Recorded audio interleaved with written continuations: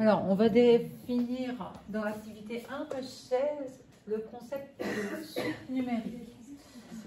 On regarde les figures représentant des triangles. On compte le nombre de balles bleues et le nombre de balles au total. Vous avez dû remplir facilement votre tableau et donc vous apercevoir que lorsqu'on a un triangle avec 5 balles bleues à la base, on se retrouve avec 15 balles au total. Vous avez qu'à le représenter, c'est le triangle suivant. Et donc, on s'aperçoit que pour passer du numéro de triangle ou du numéro de balles bleues, du nombre de balles bleues, au nombre total de balles, on multiplie par 3. Alors, on peut le voir dans ce sens-là, mais on peut aussi voir que à partir d'ici, on va aussi... non, je suis en train de dire des bêtises. C'est de là à là qu'on multiplie par 3.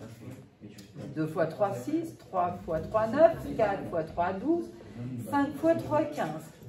Voilà, il nous faut 15 balles donc. Dans la question suivante, on vous demande d'associer à un nombre de balles, un nombre de balles bleues, oui, au triangle 1 à n égale 1, le nombre T1 qui va être le nombre total composant le triangle. Donc T1, T1 va valoir 3, T2 va valoir 6, T3 va valoir 9, T4 va valoir 12 et T5 va valoir 15. Donc, on s'aperçoit très facilement qu'il suffit de multiplier par 3 pour trouver le nombre de balles en fonction du nombre de balles bleues. On place les points sur un graphique. Attention, on place les points de coordonnées 1, T2, 1. Donc, je place les points 1, 3, 2, 6, 3, 9, 4, 12 et 5, 15.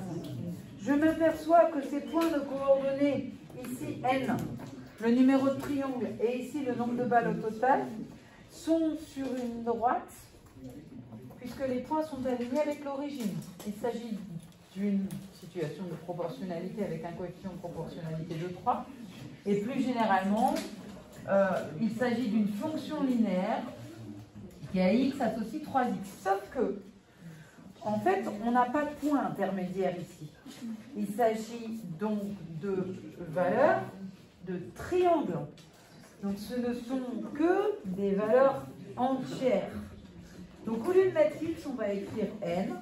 Et on va dire que le triangle n, c'est égal à 3 fois le nombre de balles bleues de départ.